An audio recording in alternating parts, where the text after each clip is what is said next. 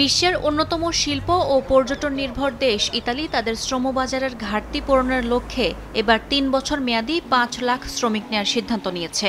Sponsor ভিসায় শ্রমিক নেওয়ার আবেদন প্রক্রিয়া শুরু হচ্ছে ২৩ অক্টোবর থেকে। বিশ্বের নন ইউরোপিয়ান ৩৮টি দেশ থেকে কর্মী নেবে ইতালি সরকার।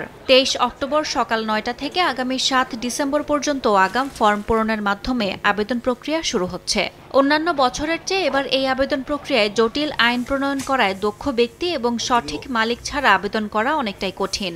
তবে দালাল চক্রের খপ্পর থেকে সতর্ক থাকার আহ্বান জানিয়েছেন প্রবাসী বাংলাদেশিরা। দালাল থেকে সাবধান থাকবেন, কারণ এই দেশে গভর্নমেন্ট জর্জা মেলোনি অত্যন্ত কঠিন আইন করছে যে মালিকদের ব্যাপারে প্রত্যেক মালিকের ডকুমেন্ট 100% ওকে থাকলে ভিসা দিবে, না হলে দিবে না। ভালো মানুষ, ভালো এজেন্সি হোক আর ভালো লোক যারা এগুলি কোয়ালিফাইড লোক, ওদেরকে ফলো করবেন, আদারওয়াইজ অন্য কাউকে বিশ্বাস করবেন না। ইতালিতে শ্রমিক ঘাটতি লেগেই আছে।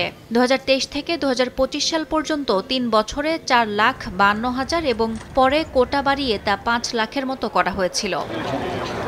২০২৬ সালের জন্য আবেদনকারীদের ক্লিক ডে অনুষ্ঠিত হবে ১২ জানুয়ারি, ৯ ফেব্রুয়ারি, ১৬ ফেব্রুয়ারি এবং ১৮ ফেব্রুয়ারি।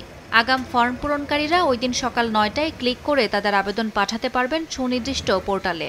এবার স্বয়ংক্রিয়ভাবে মালিক এবং শ্রমিকের তথ্য যাচাই করে সঠিক ব্যক্তিদের ভিসার অনুমতিপত্র দেয়া হবে। ফলে বাংলাদেশিদের জন্য ঢাকায় ভিসা প্রাপ্তির ক্ষেত্রে হয়রানির শিকার হতে হবে না বলে মনে করছেন সংশ্লিষ্টরা। সময় সংবাদ, ইতালি।